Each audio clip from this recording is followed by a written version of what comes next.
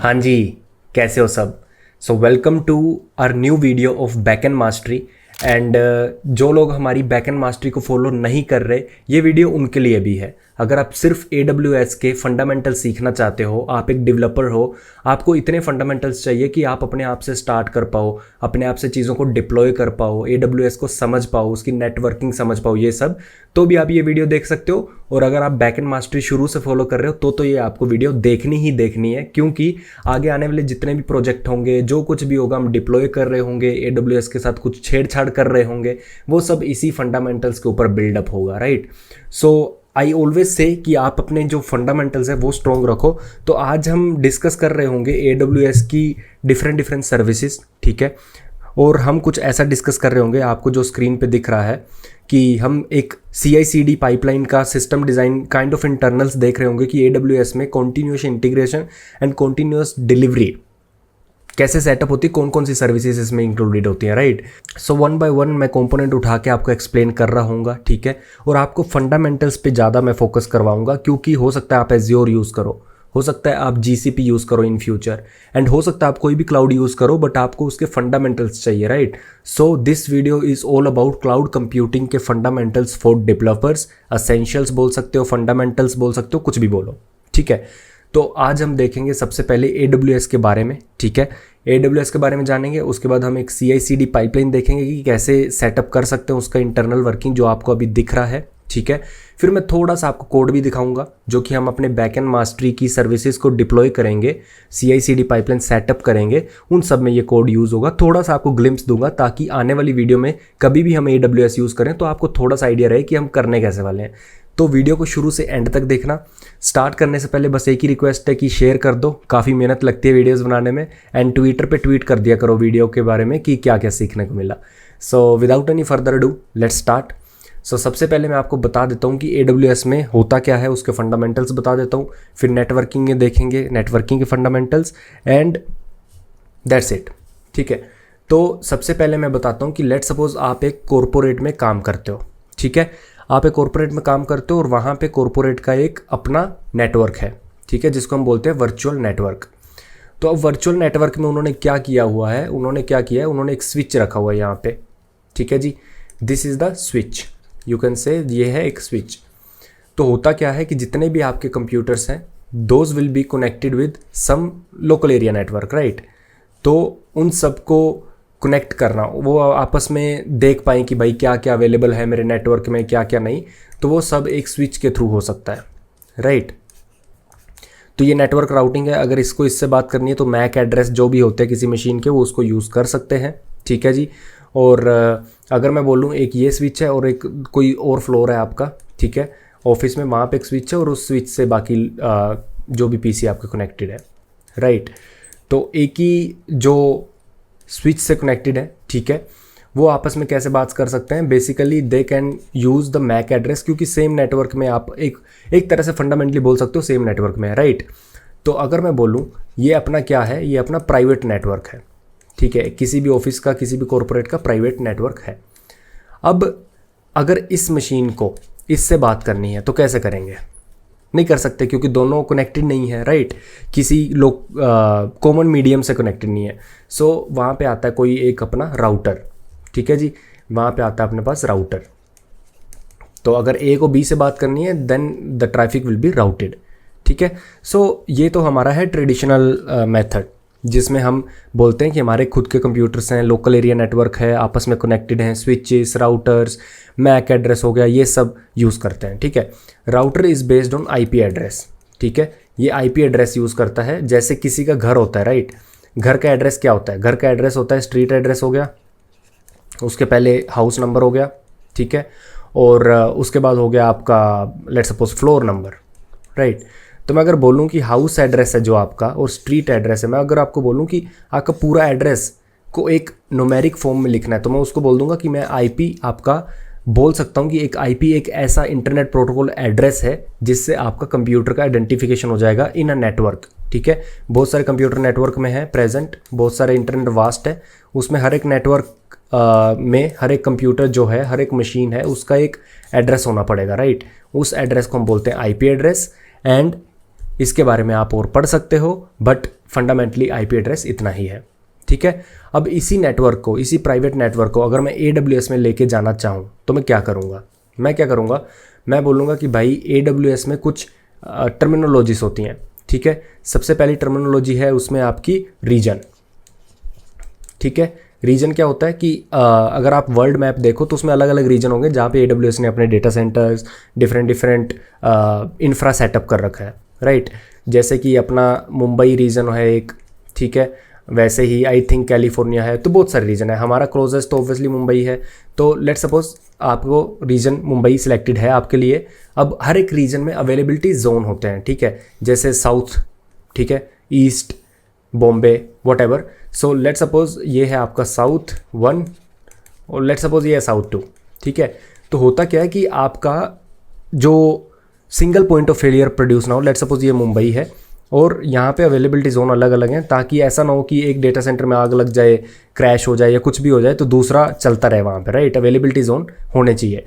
तो region is your local region and availability zone further उसका division होता है रीजन में डिफरेंट लोकेशंस, राइट। इसको हम बोलते हैं अवेलेबिलिटी जोन AZI, ठीक है। अगर मैं बोलूँ कि ये सेम जो मेरा प्राइवेट नेटवर्क मैंने यहाँ पे आपको दिखाया, अगर वही मेरे को सेटअप करना है AWS पे तो मैं कैसे करूँगा? सबसे पहले एक रीजन में मैं अपना VPC सेटअप करूँगा। VPC क्या होता है? देखो, AWS की भाषा में VPC को बोलते हैं वर्चुअल प्राइवेट क्लाउड, ठीक है, जिसमें आप अपने रिसोर्सेज को रखते हो, सिक्योरली रखते हो, ताकि वो आउटर वर्ल्ड, आउटर इंटरनेट के लिए एक्सपोज हो या ना हो वो आपके ऊपर डिपेंड करता है। ये आपका आउटर इंटरनेट है, ठीक है। और ये आपका रीजन में VPC है, ये आपका VPC है, वर्चुअल प्राइवेट क्लाउड। अब इस VPC में आप चाहे लेट सपोज पेमेंट सर्विस है आपकी स्प्रिंग बूट में, वो यहाँ पे चल रही है, किसी कंप्यूटर में एक पेमेंट सर्विस चल रही है। अब क्योंकि ये मेरा वर्चुअल प्राइवेट क्लाउड है तो मैं इस पेमेंट सर्विस को चाहूँ तो बाहर इंटरनेट के लिए एक्सपोज कर सकता हूँ कि भाई कोई भी इंटरनेट पे मेरी पेमेंट सर्विस को हिट कर सकता है, एक्सेस कर सकता है। और मैं चाहूँ तो उसको प्राइवेटली रख सकता हूँ ताकि इसको कोई बाहर से एक्सेस ना कर पाए। तो मेरे ऊपर जो मेरे पास ये VPC है उसमें जितनी भी चीज़ें मैं करूँगा उस पर मेरा कंट्रोल होगा। So that's your virtual private cloud, right. अब मैं अगर बोलूँ कि ये जो बाहर का इंटरनेट है इसको VPC पे एक्सेस है या नहीं, ये कैसे देखेगा? तो सबसे पहले ये रिक्वेस्ट करेगा यहाँ पे, तो यहाँ पे मैं AWS में IGW इंस्टॉल कर दूंगा which is internet gateway. Internet gateway decide करता है कि भाई आपकी जो ये रिक्वेस्ट आ रही है, ठीक है, इसको कहाँ पे भेजना है, ठीक है। तो इंटरनेट गेटवे है और लेट सपोज आपका इसमें अवेलेबिलिटी जोन, 2 अवेलेबिलिटी जोन आपने ले रखे हैं, ठीक है। ये आपका सबसे पहले हो गया region, this is your region, right, this is your region, this is your availability zone 1, this is your availability zone 2, ठीक है। अब मैं क्या बोलता हूँ? मैं बोलता हूँ कि मेरे अवेलेबिलिटी जोन में फर्दर सबनेट्स होते हैं, ठीक है। सबनेट्स मतलब डिफरेंट मैंने नेटवर्क को, मेरा ये अवेलेबिलिटी जोन है जो, इसमें भी मैंने 2 पार्ट्स बना दिए। मैंने बोला कि ये मेरा सबनेट 1 है, ठीक है, ये मेरा सबनेट 2 है, और वैसे ही मैंने यहाँ पे बना दिया कि दूसरे अवेलेबिलिटी जोन में भी मैंने सबनेट्स बना दिए, ठीक है। अब बोलोगे आपकी सबनेट्स क्या होता है? देखो, सबनेट कुछ नहीं है, नेटवर्क को और छोटा कर दो, बड़ा नेटवर्क, उसके बाद आप वर्चुअल प्राइवेट क्लाउड में गए, एक छोटा नेटवर्क, उस वर्चुअल प्राइवेट नेटवर्क में आपने 2 अवेलेबिलिटी जोन बनाए। जो भी आपका रीजन था, ये मुंबई रीजन है आपका, ठीक है, Mumbai is your region here, and you have made 2 availability zone, let suppose AZ1, ये यहाँ पे कहीं साउथ में है, ये ईस्ट में, let suppose AZ2, okay. So what will do is कि साउथ मतलब डायरेक्शन पे मत जाना यार कि बोलोगे ये तो साउथ नहीं है, जो भी है, ठीक है, ये साउथ ईस्ट नॉर्थ वेस्ट जो भी है, और ये एक अवेलेबिलिटी जोन सेकंड है। तो मैं बोलता हूँ मैं इस अवेलेबिलिटी जोन में छोटे छोटे नेटवर्क बना देता हूँ, छोटे छोटे नेटवर्क। मैं इसको बाद में क्लासीफाई कर सकता हूँ ना, मैं इसको बोलता हूँ ये मेरे प्राइवेट सबनेट है, ठीक है, और ये मेरे पब्लिक सबनेट है।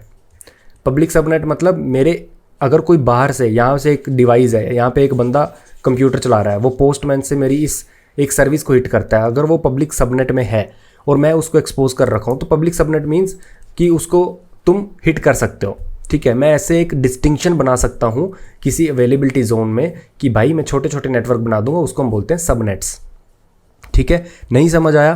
कंटिन्यू करो, आपको और समझ में आएगा धीरे धीरे, ठीक है। अब होता क्या है, अब आपने ये जो नेटवर्क बनाया है, अभी जो आपने नेटवर्क बनाया है, ये आपका नेटवर्क हो गया। अब मैं बोलता हूँ कि आपके नेटवर्क में ये आपका VPC है, ये आपका VPC है, ठीक है, वर्चुअल प्राइवेट क्लाउड। अब इस VPC में आपका एक रीजन है विच इज़ मुंबई। ये आपका एक रीजन है विच इज़ मुंबई, ठीक है। एंड इस रीजन में आपके 2 अवेलेबिलिटी जोन है। This is availability zone 1, this is availability zone 2, ठीक है। अब मैं बोल देता हूँ यहाँ पे कि ये मेरा हो गया VPC, this is my region which is Mumbai, and this is my availability zone 1, this is my availability zone 2। अब मैं क्या चाहता हूँ, मैंने क्या किया, मैंने 4 सबनेट्स बना दिए। सबनेट्स में इसलिए डिवाइड करते हैं क्योंकि अगर अवेलेबिलिटी जोन 1 में आग लग जाती है, लेट्स सपोज मेरा जो भी सर्विसेज यहाँ पे डिप्लॉय थी AZ1 में, ठीक है, यहाँ पे मैंने मान लो 2 सबनेट्स हैं, यहाँ पे मान लो मेरे 2 सबनेट्स हैं साउथ में, 2 सबनेट्स हैं ईस्ट में, ठीक है। अब यहाँ पे क्या हुआ, AZ1 मेरा पूरा ख़त्म हो गया, इस पे आग लग गई, तो मेरे AZ2 में सारी की सारी सर्विसेज जो यहाँ पे थी वो यहाँ पे भी होनी चाहिए, ठीक है, ताकि AZ1 अगर डाउन होता है तो मेरा AZ2 आ जाए, ठीक है। तो अब होता क्या है, अब यहाँ पे अपना इंटरनेट है, बाहर की दुनिया जो अपने VPC के बाहर है वो यहाँ पे एक्सेस करेगी। यहाँ पे होगा अपना एक गेटवे, इंटरनेट गेटवे। अब इंटरनेट गेटवे कैसे रीडायरेक्ट करता है, कैसे नहीं करता, वो सब हम देखेंगे, बट अभी के लिए ये है। अब मैं क्या बोलता हूँ, अब मैं बोलता हूँ कि मैं अपने VPC को एक एड्रेस देना चाहता हूँ, क्योंकि मेरा एक वर्चुअल प्राइवेट क्लाउड है, उसका एक एड्रेस होना चाहिए ना। हर एक चीज़ का एड्रेस होता है AWS में, क्योंकि हमें बताना होता है कि भाई इंटरनेट गेटवे का भी एक एड्रेस होता है, ठीक है, इसकी भी एक ID होती है, तो हर एक चीज़ का एक आइडेंटिफिकेशन होता है। तो VPC का एक एड्रेस होना चाहिए, ठीक है। ये आपका सबनेट 1 हो गया, ये आपका सबनेट 2 हो गया, ये आपका सबनेट, अगेन सबनेट कुछ नहीं है, बस नेटवर्क का छोटा सा पार्ट है। आपके पास बड़ा नेटवर्क है 100 कंप्यूटर्स का, आपने बोला 1 से 50 तक सबनेट 1 में आएंगे, 51 से 100 तक सबनेट 2 में आएंगे, है तो दोनों ही नेटवर्क अभी भी, राइट। सो ये आपके सबनेट्स हो गए S1, S2, S3, S4। अब मैं बोलता हूँ इसका भी एक एड्रेस होना चाहिए, सबनेट S1 में, S2 का भी होना चाहिए, S3 का भी होना चाहिए, S4 का भी होना चाहिए, क्योंकि इंटरनेट गेटवे को कैसे पता चलेगा कि मुझे कहाँ पे ट्रैफिक भेजना है, राइट। तो वहाँ पे आता है हमारा IP एड्रेस, IP एड्रेस, ठीक है। अब IP एड्रेस को पहले देख लेते हैं और फिर यहाँ पे दोबारा इस डायग्राम पे आएंगे। देखो IP address is nothing but कोई भी नेटवर्क में किसी भी डिवाइस को आइडेंटिफाई करने का एक एड्रेस, ठीक है। अब इसके 2 वर्जन है, एक वर्जन 4 है IPv4, एक वर्जन है 6, ठीक है। हम 4 के बारे में डिस्कस करेंगे। 4 में क्या होता है कि इसमें आपके पास कितनी बाइट्स होती हैं, 32। देखो यहाँ पे होता है लेट सपोज 10.10.10.10 और पोर्ट है लेट सपोज 80। ऐसे आपने देखे होंगे IP एड्रेस, राइट। और आपने ऐसे देखा होगा 192.176.10.2 पोर्ट लेट सपोज 80। तो पोर्ट तो आपका हो गया कि भाई डोर नंबर क्या है, और ये आपका हो गया स्ट्रीट नंबर, हाउस नंबर और आपका पूरा कंप्लीट एड्रेस, राइट। तो ये आपके फ्लैट का एड्रेस हो गया, सोसाइटी का एड्रेस हो गया, और ये आपका फ्लोर नंबर हो गया, गेट नंबर हो गया, बेसिकली डोर नंबर, राइट। तो इस पूरे कॉम्बिनेशन से हमारा कोई भी नेटवर्क में जो डिवाइस होता है, होस्ट होता है, मशीन होता है, उसको हम आइडेंटिफाई कर सकते हैं, ठीक है जी। अब होता क्या है, लेट्स सपोज ये वर्जन 4 की बात हम कर रहे हैं। वर्जन 4 में क्या होता है, 8 बिट्स यहाँ पे होती हैं, 8 बिट्स यहाँ पे होती हैं, ठीक है। 8 बिट्स देख लेना मैंने कितनी बनाई है, और ऐसे ही 1 2 3 4 5 6 7 8 एंड लास्ट वाले में भी 1 2 3 4 5 6 7 8। अब यहाँ पे बिट्स का मतलब क्या है, या तो यहाँ 0 हो सकता है या 1 हो सकता है। सिमिलरली यहाँ पे या 0 हो सकता है या 1 हो सकता है, यहाँ पे 0 हो सकता है 1 हो सकता है, 0 हो सकता है 1 हो सकता है, 0 हो सकता है 1 हो सकता है। और ये पूरी 8 बिट्स होगी, 1 2 3 4 5 6 7 8, ठीक है। इसको अगर डेसिमल में कन्वर्ट करना है ChatGPT से पूछ लेना, बहुत बेसिक चीज़ होती है, binary to decimal, decimal to binary. तो मैं बोलता हूँ 8 बिट्स में कितने नंबर्स आ सकते हैं, 2 to power 8 which is I think 256, right. 2 to the power 8 256, right. So यहाँ पे जो आपके कितनी, देखो यहाँ पे आपके पास क्या है, x.x.x.x, ये IP एड्रेस है आपका IPv4। इसमें कितने कॉम्बिनेशन बन सकते हैं इसके, ठीक है। ये 8 बिट्स का कितने आ सकते हैं यहाँ पे, 256, 0 to 255 वैल्यूज़ यहाँ पे आ सकती हैं। यहाँ पे भी सेम, यहाँ पे भी सेम, यहाँ पे भी सेम, यहाँ पे भी, यहाँ पे भी, यहाँ पे भी, ठीक है। तो अगर मैं बोलूँ यहाँ पे कितने आ सकते हैं combination, 2 to power 8, 2 power 8, 2 to the power 8, 2 to the power 8, ठीक है। अगर आप इन सबको मल्टीप्लाई कर दोगे क्या हो जाएगा, 2 to the power 32। तो बेसिकली इसका मतलब क्या है कि अगर आपका जो IPv4 है वो कितनी बिट्स का होता है, 32 बिट्स का होता है, और कितने टोटल एड्रेस बन सकते हैं उससे, कॉम्बिनेशन कितने बन सकते हैं, 2 to the power 32, which is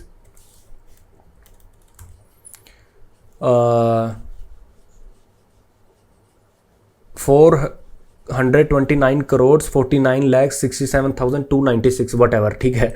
इतने सारे आप एक, अगर आपका बहुत बड़ा नेटवर्क है पूरे वर्ल्ड में, और अगर हर एक मशीन को IPv4 एड्रेस दिया जाए तो उसमें जो भी है 400 CR जितना भी वो नंबर आया था, इतने होस्ट हो सकते हैं, ठीक है। अब इससे तो एक्सीड हो सकता है, आपको पता है इंडिया की खुद की पॉपुलेशन 140 के आसपास होनी चाहिए आई थिंक। तो IPv4 का एक लिमिटेशन होता है कि भाई उसमें जो होस्ट थे वो एक टाइम तक तो ठीक था, जब तक कंप्यूटर्स, मोबाइल फ़ोन्स और वाईफाई सब लोग कम थे, राइट। जब ये 400 करोड़ जितना भी वो नंबर आता है, आई डोंट नो कैलकुलेशन सही थी या नहीं, जो भी नंबर है उससे एक्सीड हो जाता है तो फिर एड्रेस रिपीट होना शुरू हो जाएंगे, ठीक है। तो ये यूनिक नहीं रहेगा। तो फिर आता है आपके पास IPv6, ठीक है, जो कि 32 बिट्स से नहीं और भी ज़्यादा बिट्स होल्ड करता है, जिससे उसका और बड़ी रेंज हो जाती है। और एक आता है इससे पहले भी आता है नेटवर्क एड्रेस ट्रांसलेशन, ठीक है। नेटवर्क एड्रेस ट्रांसलेशन, इससे क्या होता है कि इससे आप क्या बोल सकते हो, अगर मैं आपको प्लेन भाषा में बता रहा हूँ, ये मेरा एक PC1 है, एक कंप्यूटर है, और ये मेरा एक दूसरा कंप्यूटर है। इसको मैंने address let's suppose 192.168.101 and same address यहाँ पे मैंने इसको रिप्रेजेंट कर दिया, ठीक है।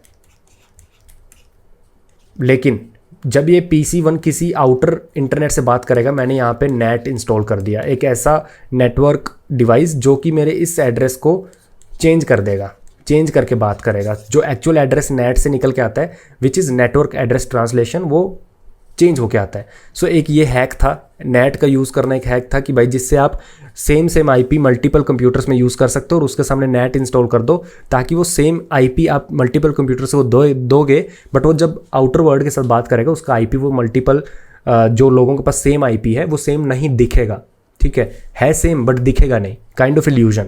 बट ज़्यादा रोबस्ट तरीका IPv6 था, ठीक है। अब IPv4 है, अब इस एड्रेस में कितने, अगर आप लेट्स सपोज मैं बोलता हूँ कि आपने एक स्टार्टअप खोला है, ठीक है। उस स्टार्टअप में आपने इंटरनेट एक नेटवर्क बनाना है, ठीक है। उसमें आपने लोगों को लैपटॉप दिए हैं, वो यूज़ कर रहे हैं लैपटॉप, उसको आपको इंटरनेट अपना नेटवर्क बनाना है, ठीक है।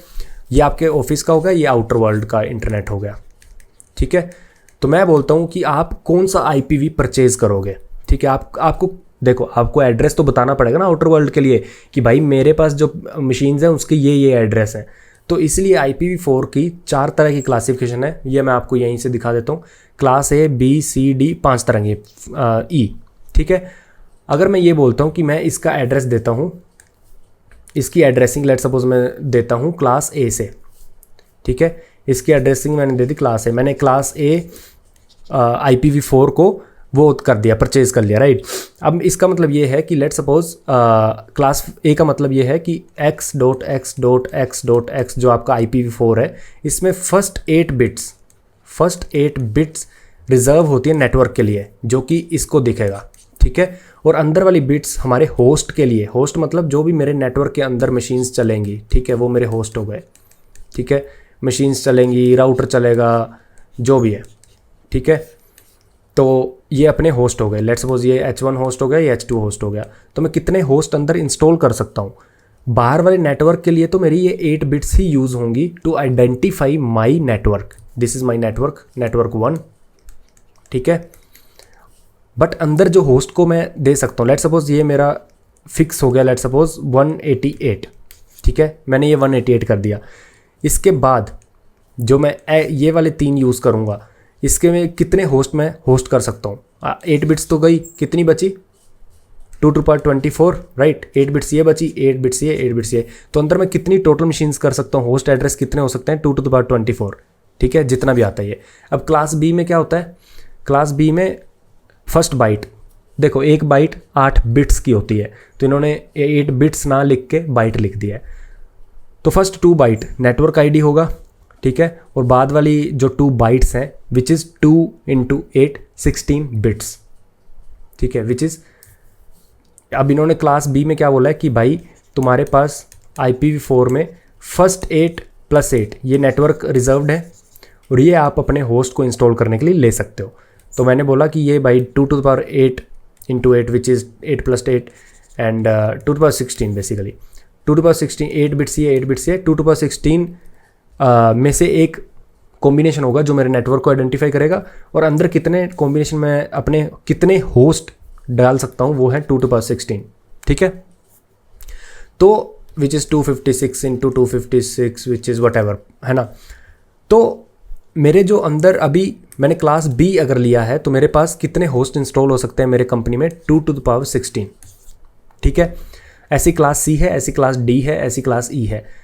तो क्लास अगर मैं सी की बात करूं तो इसमें सिर्फ मेरे कितने होस्ट हो सकते हैं 2⁻4, लेकिन इसमें एक लिमिटेशन है। लेट्स सपोज मैंने क्लास बी है मेरा नेटवर्क का एड्रेस, ठीक है। मैं कितने होस्ट इसमें इंस्टॉल कर सकता हूं 2⁻16, लेकिन मुझे अगर करने 2 ही थे तो मैं क्या करूंगा। इसमें यही दिक्कत है क्लास फुल एड्रेसिंग जिसको हम बोलते हैं। क्लास फुल एड्रेसिंग में जिसमें डिवीज़न बनाई है इसमें उतनी फ्लेक्सिबिलिटी नहीं होती। अगर आप अपना नेटवर्क सेटअप कर रहे हो उसमें आपको इतनी फ्लेक्सिबिलिटी नहीं मिलेगी कि आपको अगर मनपसंद होस्ट करने हैं, ठीक है, मुझे 5 होस्ट चाहिए आजकल को 4 चाहिए रहेंगे, ठीक है, तो ये सब नहीं होता इसमें, ठीक है। इसमें जो भी उन्होंने क्लासेस डिवीज़न की है उसी हिसाब से चलता है, ठीक है। इसलिए उसके बाद आता है cider which is classless internet domain routing, if I am not wrong यही होती है इसकी फुल फॉर्म, ठीक है। इसका मतलब क्या होता है, इसका मतलब ये होता है कि अब मैंने एक नेटवर्क बनाया, ठीक है। मैंने इसको एड्रेस दे दिया 10.10.0.0 एंड 16, ये मैंने एड्रेस दे दिया और इसके अंदर मैंने 2 सबनेट्स बना दिए। अब सबनेट्स आप बोलोगे क्यों बना रहे हैं, अगेन और ज़्यादा फ्लेक्सिबल करने के लिए, चीज़ों को ज़्यादा डिवीज़न करने के लिए सबनेट्स बनाते हैं और कुछ नहीं है, ठीक है। मैंने 2 सबनेट्स बना दिए। पहले सबनेट का मैंने एड्रेस दे दिया 10.10.0.024, दूसरा का दे दिया 10.10.1.024, ठीक है। अब आप बोलोगे ये क्या है /16 ये क्या है। देखो साइडार जो नोटेशन होती है वो ऐसे होती है x.x.x.x एंड y। इसका मतलब क्या है, y मतलब इतनी बिट्स रिजर्व्ड है फॉर द नेटवर्क। अब मैं यहाँ पे कस्टम चीज़ डाल सकता हूँ। क्लास फुल एड्रेसिंग में क्या होता है, यहाँ पे आप कस्टम नहीं बोल सकते कि कितनी नेटवर्क के लिए तुम्हें करनी है, ठीक है। अभी मैं अगर अपना नेटवर्क बना रहा हूँ अपने ऑफिस का, मैं अपनी मनपसंद के सबनेट्स अंदर डाल सकता हूँ, ठीक है। मैंने लेट्स सपोज सबनेट 1 को बोला कि मुझे इसमें ना सिर्फ 16 होस्ट चाहिए और 16 इसमें चाहिए, ठीक है। ये सबनेट 2 हो गया, ठीक है। तो मैं ये कर सकता हूँ डिफाइन। अब इसका मतलब क्या है, वाई का मतलब ये है कि इतनी बिट्स नेटवर्क के लिए रिजर्व हो गई। अगर मैं बोलूँ 10.10.0.016, इसका मतलब ये है कि भाई पहली 16 बिट्स नेटवर्क के लिए रिजर्व है, ये 8 बिट्स, तो मतलब कहने का ये 16 बिट्स नेटवर्क के लिए रिजर्व है। अब इन बिट्स का यूज़ कर सकते हो आप अपने मशीन्स को एड्रेस असाइन करने के लिए। अब इन बिट्स का मैंने यूज़ किया सबनेट्स असाइन करने के लिए, ठीक है। ये बड़ा नेटवर्क था मेरा खुद का, अब मैंने छोटे नेटवर्क बनाए, छोटे नेटवर्क मतलब सबनेट्स, ठीक है। उसमें मैंने क्या किया, ये रेज करके दोबारा बताता हूँ मैं आपको। उसमें मैंने बोला कि भाई मेरे को पहले सबनेट में ना 16 होस्ट चाहिए, ठीक है। तो मैंने क्या किया 10.whatever मेरा ऊपर वाला नेटवर्क का एड्रेस था जो भी यहाँ पे था, जरूरी नहीं 10.10 होता है, बस ये एक अच्छी नोटेशन है प्राइवेट नेटवर्क को, नोटेशन अच्छी है प्राइवेट नेटवर्क को देने के लिए 10.10 10.20 लाइक दिस, है ना। तो बस ये है और कुछ नहीं। यहाँ पे 100.90 ये सब भी हो सकता है, ठीक है, दैट्स फाइन। तो जो भी मेरे ऊपर मेन नेटवर्क का एड्रेस था पहली बिट्स, ठीक है, वो तो सेम रहेंगी 10.10।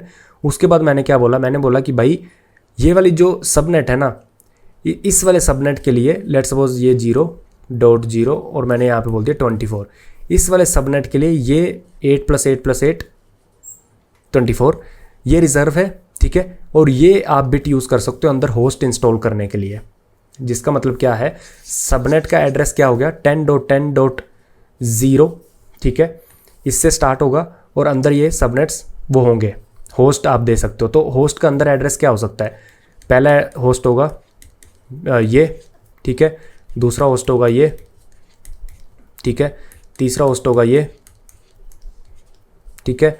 और आप इसमें कितने होस्ट दे सकते हो, क्योंकि यहाँ पे आप एक ही बाइट या फिर 8 बिट्स ही यूज़ कर सकते हो फॉर दिस सबनेट। तो यहाँ पे आ जाएगा 0 to 15 which is 2 to the power, अगर मैं बोलूँ, सॉरी 15 नहीं, 255 आएगा यहाँ पे, हाँ 255, ठीक है। तो 2 to the पावर 8 कितना आएगा, 256 विच इज़ 0 to 255। तो यहाँ पे मैं कितने होस्ट कर सकता हूँ, नंबर ऑफ होस्ट होंगे यहाँ पे 256, ठीक है। क्यों, अब देखो दूसरा सबनेट से दोबारा समझते हैं अगर आपको समझ नहीं आया तो, ठीक है। अब ये सबनेट है, मेरे को इसको एड्रेस देना है, तो 10.10.0 तो पहले सबनेट का हो गया। अब दूसरे सबनेट का मैं बोल दूंगा 10.10.1 और ये वाली बिट जो भी है 24। इसका मतलब है ये तो फिक्स हो गया आपके सबनेट का एड्रेस। अब इसके अंदर जो होस्ट इंस्टॉल होंगे उसका एड्रेस हो सकता है ये वाली चीज़ चेंज होगी, ठीक है। तो अब फर्स्ट होस्ट होगा, उसका एड्रेस क्या होगा, 10.10.1.0, दूसरे का 10.10.1.1, ऐसे चलता जाएगा 255 क्यों, 10.10.1.255 क्योंकि लास्ट वाली बिट से ही मैं होस्ट का चेंज कर सकता हूँ आईपी एड्रेस, राइट। तो यहाँ पे जो होस्ट इंस्टॉल होंगे मेरे अंदर वो कितने होंगे, 255। तो अगर मुझे मान लो अंदर सिर्फ 16 होस्ट रखने हैं, मुझे सिर्फ इस सबनेट में सिर्फ 16 होस्ट चाहिए, 16 मतलब 2 to the पावर 4। जनरली आपको ज़रूरी नहीं है कि आप 16 ही रखो, आप 17 भी रख सकते हो, ठीक है। बट द थिंग इज़ कि आप जब भी बिट्स के साथ खेलते हो ना, पावर्स आती हैं 2 की पावर, राइट, 2 की पावर XYZ वट एवर। सो जो भी होगा 2 to पावर 1 होगा, 2 to power 0, 2 to power 2, 2 to power 3, 2 to power 4, ये होगा, राइट। तो साइडर में अगर मैं 16 होस्ट रखना चाहता हूँ, मतलब 2 to the पावर 4, ठीक है, तो मुझे लास्ट वाली 4 बिट्स ही चाहिए, ठीक है। तो मैं क्या करूँगा, मैं बोलूँगा वट एवर जो भी मेरा एड्रेस था 10.10.1.0, यहाँ पे कितना बोलूँगा, सिर्फ 4 बिट्स चाहिए विच इज़ 28, ठीक है। मतलब पहली 28 बिट्स मैं यूज़ कर सकता हूँ सबनेट का मेन एड्रेस डिसाइड करने में, और उसके बाद जो 4 बिट्स हैं उसको चेंज कर सकता हूँ टू मेक 16 होस्ट। इसका मतलब ये है कि 10.10 तो फिक्स हो गया, ये कितनी होगी, 16 बिट्स, ठीक है। अब यहाँ पे एक लेते हैं, 1 2 3 4 5 6 7 8 और यहाँ पे 0 28 बिट्स फिक्स हैं। ये 16 हो गई, 17 18 19 20 21 22 23 24, ठीक है। और अब ये 0 में भी 4 बिट्स निकल जाएंगी, ये 4 बिट्स निकल गई, ठीक है। तो ये सारा जो यूज़ होगा ये होगा सबनेट को एड्रेस देने में, ठीक है। अब अगर मैंने सबनेट 2 बनाया, सबनेट 3 बनाया, तो मैं क्या करूँगा, लास्ट ये सारी बिट्स ही यूज़ करूँगा इन सबनेट्स के एड्रेस डिसाइड करने में, और अंदर जो होस्ट इंस्टॉल होंगे वो होंगे इस वाली 4 बिट्स से, क्योंकि 28 बिट्स रिजर्व्ड है, बची कितनी, 4, 32 में से 4 ही बचेंगी ना। उस 4 बिट्स का यूज़ करके मैं यहाँ पे कितने होस्ट इंस्टॉल कर सकता हूँ, 16। तो सबनेट्स इज़ नथिंग बट अ छोटा नेटवर्क, ठीक है। तो अब आ जाते हैं इस पे दोबारा हियर। अब अगर मैं आपको बताऊं आप क्या करोगे यहाँ पे, आप सिंपली, आपको अपना नेटवर्क करना था डिसाइड, तो आप बोलोगे मैंने सबनेट्स बना दिए अपने ऑफिस में, अपने नेटवर्क में, ठीक है, सबनेट्स बना दिए। अब मैं चाहता हूँ ये सबनेट्स आपस में भी बात कर पाएँ, तो AWS का यहाँ पे एक राउटर होता है, ठीक है, ये राउटर के थ्रू वो बात कर पाते हैं, ठीक है। आप कल को बोलते हो कि मुझे इस सबनेट को प्राइवेट बनाना है, ठीक है, इसको पब्लिक बनाना है, मतलब कि इस IGW जो इंटरनेट गेटवे ये सिर्फ पब्लिक को ही एक्सेस कर पाए, तो मैं बोलूँगा ठीक है वो भी आप कर सकते हो। तो अभी हम क्या करेंगे, अभी हम जो भी हमने अभी तक देखा है AWS में, जो कि आपने अभी तक क्या देखा है कि नेटवर्किंग करते कैसे हैं, देते कैसे, अब हम देखेंगे राउटिंग टेबल, और क्या देखेंगे एक एग्जाम्पल जिसमें हम CI/CD पाइपलाइन सेटअप कर रहे होंगे। तो CI/CD पाइपलाइन सेटअप कर रहे होंगे एक एग्जांपल से, जिससे आपको काफ़ी कुछ समझ जाएगा, और AWS की सर्विसेज भी काफ़ी जानने को मिलेंगी उससे, ठीक है। तो CI/CD सबसे पहले होता क्या है मैं आपको बता देता हूँ। CI/CD का मतलब सिंपल सा ये है कि मुझे लेट सपोज MySQL है, ठीक है। अब देखो पहले मैं आपको बता देता हूँ AWS में होता क्या है। AWS में कौन कौन सी सर्विसेज होती हैं। सबसे पहली है EC2, ठीक है, सेकंड है EBS, ठीक है, थर्ड है ELB, एंड फिर है अगर मैं बोलूँ RDS, फिर मैं अगर बोलूँ DynamoDB, बहुत सारी सर जो आप सोचते हो ना, अगर रेडिस सोचा है उसकी भी सर्विस है, अगर आपने कोई API गेटवे सोचा है उसकी भी सर्विस है, अगर आप कोई डेटाबेस सोचते हो उसकी, AWS में हर एक चीज़ की सर्विस है, हर एक लाखों सर्विसेज इसने बना रखी, लाखों तो नहीं मतलब देयर आर मल्टीपल सर्विसेज, हर एक सर्विस हमें यूज़ नहीं करनी होती, ठीक है। आपको फंडामेंटल्स पता होने चाहिए, तो इसीलिए मैं आपको आज बता रहा हूँ कि क्या क्या कैसे कैसे होता है, ठीक है। तो बहुत सारी सर्विसेज हैं, हम उसमें से कुछ सर्विसेज आज डिस्कस कर रहे होंगे with the help of one example. Example क्या है? एग्जाम्पल ये है कि अगर आपकी एक सर्विस है, ठीक है, वो सर्विस क्या है? लेट्स सपोज आपकी टिकट बुकिंग ऐप है, टिकट बुकिंग का बैकएंड है। इसको क्या चाहिए? इसको एक डेटाबेस चाहिए MySQL, जिसमें वो स्टोर करता है अपनी चीज़ें। लेकिन अब आप बोलोगे कि टिकट बुकिंग यार मैं लोकल में चला रहा था तब तक तो ठीक था, मैंने MySQL का कंटेनर यूज़ किया, डॉकर कंटेनर, ठीक है, MySQL कंटेनर यूज़ किया, और मैंने अपनी जो खुद की एप्लीकेशन थी उसको भी डॉकराइज किया। तो यहाँ पे एक डॉकर कंटेनर चला मेरी खुद की एप्लीकेशन का, और यहाँ पे एक डॉकर कंटेनर चला MySQL का, ठीक है। ये एक डॉकर नेटवर्क में मैंने चलाए। एक नेटवर्क में चलने का मतलब है कि चीज़ों को आसान करना, कि दोनों आपस में कम्युनिकेट कर पाएंगे, ठीक है। तो जब भी आपकी टिकट बुकिंग वाली को कोई भी टिकट स्टोर करनी होती थी तो ये इस डॉकर में जो SQL चल रहा होता उधर स्टोर कर लेता था, कुछ भी रिट्रीव करना होता था कर लेता था। बट ये सब तो लोकल में था, ठीक है। आप क्लाउड में कैसे करेंगे इसको प्रोडक्शन में कैसे करेंगे? तो सबसे पहले AWS के लिए आपको जब AWS में जाना होगा ना, आपको हर एक सर्विस वो दे देगा, वो आपको बोलेगा कि please don't implement, don't self manage your service, I will manage services for you. वो बोलेगा कि आप MySQL यूज़ कर रहे हो डेटा स्टोर करने के लिए, आप बोलोगे यस, वो बोलेगा don't use it, I have a alternative RDS, relational database system. आप बोलोगे ठीक है यार मैं MongoDB यूज़ कर लेता हूँ, मैं MongoDB यूज़ कर रहा हूँ, अब बता। वो बोलेगा don't worry, I have DynamoDB। आप बोलोगे ठीक है यार मैं कैश यूज़ कर रहा हूँ, अब बता। वो बोलेगा don't worry, I have XYZ cash. तो इसके पास भी रेडिस का अपना इम्प्लीमेंटेशन है। आप बोलोगे मैं Kubernetes यूज़ कर रहा हूँ, बोलेगा कोई बात नहीं मेरे पास भी है Kubernetes, आप वो मत यूज़ करो। तो AWS के पास हर एक सर्विस है। तो हम जो अपनी एक्सपेंस ट्रैकर ऐप जो हम अपनी बैकएंड मास्टरी में कर रहे हैं, जिन लोगों को पता है, उसमें हम MySQL यूज़ कर रहे हैं, हम AWS का RDS भी यूज़ कर सकते हैं। मतलब मेरी जो एक्सपेंस सर्विस है जिसको एक्सपेंस स्टोर करने हैं, ठीक है, ये सीधा AWS के RDS से बात कर सकता है। पर मैं ऐसा नहीं चाहता, मैं चाहता हूँ कि वो करे बात MySQL, मेरा खुद का MySQL जो मैंने खुद डिप्लॉय किया है, मैंने खुद MySQL की डॉकर इमेज यूज़ की है और उसको एक कंप्यूटर में डिप्लॉय किया है, चलाया है, उसका पोर्ट एक्सपोज किया है ताकि मेरे बाकी माइक्रो सर्विसेज उस MySQL के कंटेनर को एक्सेस कर पाए, ठीक है। इसको बोलते हैं सेल्फ मैनेज्ड। अगर AWS की RDS यूज़ करोगे आप तो उसको बोलते हैं AWS मैनेज्ड। अब AWS इसके पैसे लेता है, ठीक है, AWS इसके पैसे लेता है। AWS बोलता है कि मैं तुम्हारे लिए RDS कर देता हूँ। अगर आप नए हो AWS के लिए तो आप उसके चंगुल में फंस जाओगे, आप बोलोगे AWS मेरे लिए कर रहा है, देन इट्स फाइन। बट जब लेट सपोज एक्सपेंस आप यहाँ पे स्टोर कर रहे हो, देखो आपके होते हैं IOPS, ठीक है, इनपुट आउटपुट, या फिर मैं बोलूँ IO, ठीक है, IO होते हैं इनपुट आउटपुट पर सेकंड जो भी है।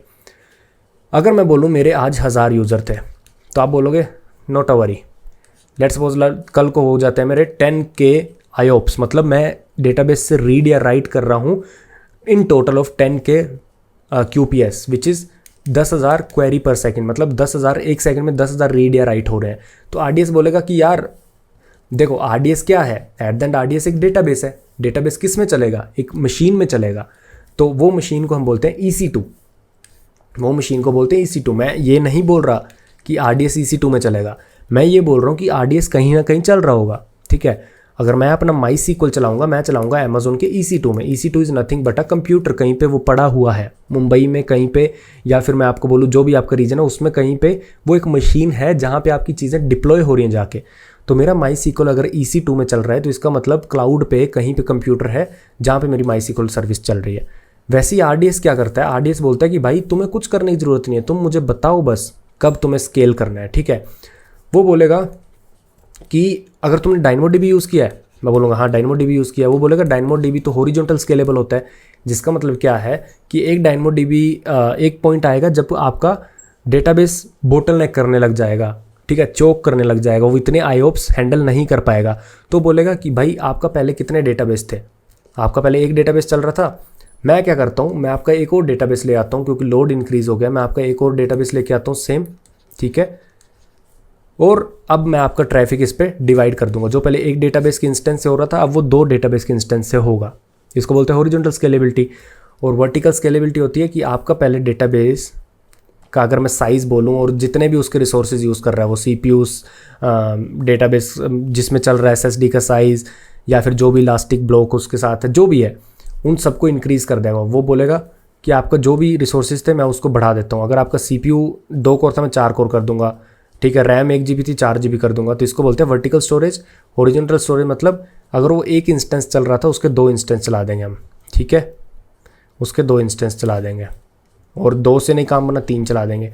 तो इसको बोलते हैं कि AWS अपने लिए सब कुछ करेगा, रेप्लिकेट करेगा, सब कुछ होगा। मतलब अगर वो DB1 आता है और DB2 उसके बाद आता है, रेप्लिकेशन भी इसमें होगी। DB1 डाउन हो, एक इंस्टेंस डाउन हो जाता है, तो DB2 में सारा डेटा रहेगा। ये हमें खुद से कुछ नहीं करना पड़ेगा, ठीक है, सब कुछ सिंक में चलता रहेगा।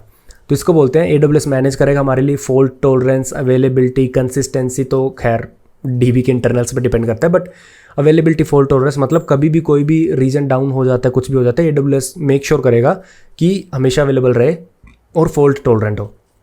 तो इसके वो पैसे लेगा, ठीक है। तो बहुत पैसे लेता है AWS मैनेज सर्विस अपनी खुद की सर्विस के लिए।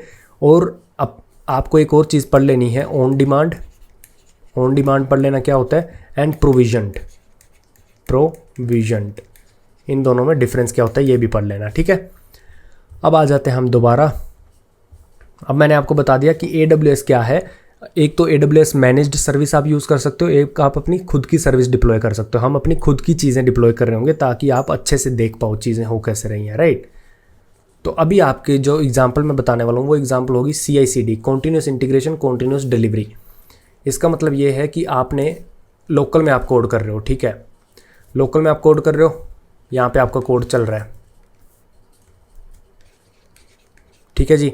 अब क्या करा आपने, कोड पुश कर दिया गिटहब में, ठीक है, गिटहब में आपने पुश कर दिया। अब मैं बोलता हूँ गिटहब में आपने पुश किया और CI/CD मान लो आपको पता ही नहीं क्या होता है। आप अब क्या करोगे, आप अपना AWS में लॉगिन करोगे, ठीक है, AWS के EC2 में जाओगे। EC2 क्या है, AWS के छोटे छोटे वर्चुअल मशीन आप बोल सकते हो कि कंप्यूटर्स उसके, ठीक है। उसके कंप्यूटर में जाओगे, इसका एक IP एड्रेस होगा, जो भी IP एड्रेस है, ठीक है, और एक पोर्ट होगा, जो भी है।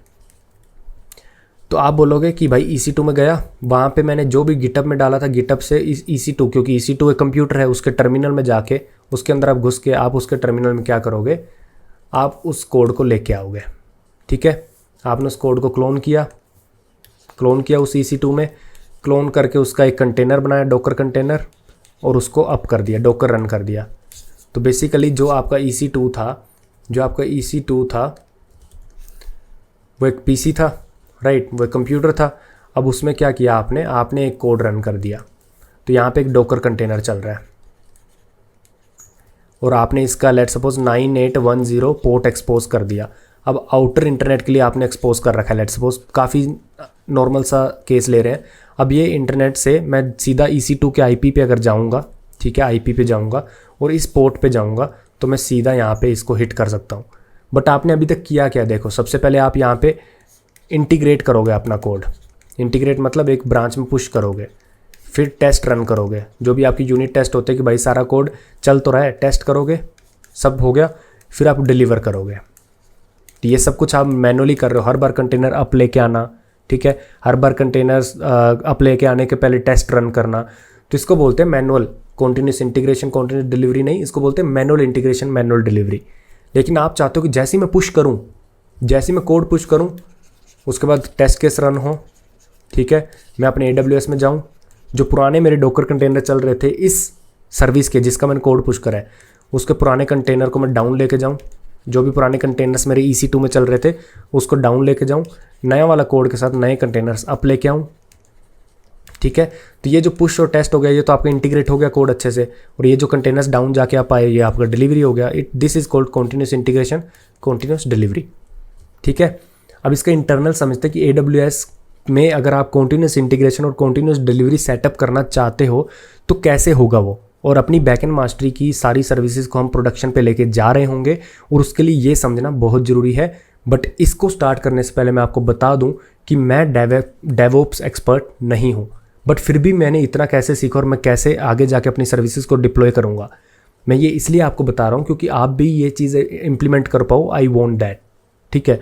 तो सबसे पहला, कभी भी आप कोड कर रहे हो, कोई भी प्रोडक्ट बना रहे हो, एक स्टार्टअप बना रहे हो, कुछ भी बना रहे हो, me with my other 3 friends we are also building one product, right, आपके लिए we are working on a startup. But क्या हमें सब कुछ आता है? डेवऑप्स आता है, एआई आता है, सब आता है? नहीं। We know how to structure our problem, ठीक है। मैंने पहले देखा कि भाई CI/CD होता क्या है, ठीक है। फिर लोगों के एग्जाम्पल देखी कि उन्होंने कैसे करा है। अब यही तरीका नहीं है CI/CD का, जेनकिंस भी यूज़ कर सकते हो, गिटहब एक्शंस भी यूज़ कर सकते हो, AWS नहीं तो GCP, गूगल क्लाउड हो सकता है, एज्योर हो सकता है, कुछ भी आ सकता है। बट फंडामेंटल्स आपको क्लियर होना चाहिए कि आप करना क्या चाहते हो।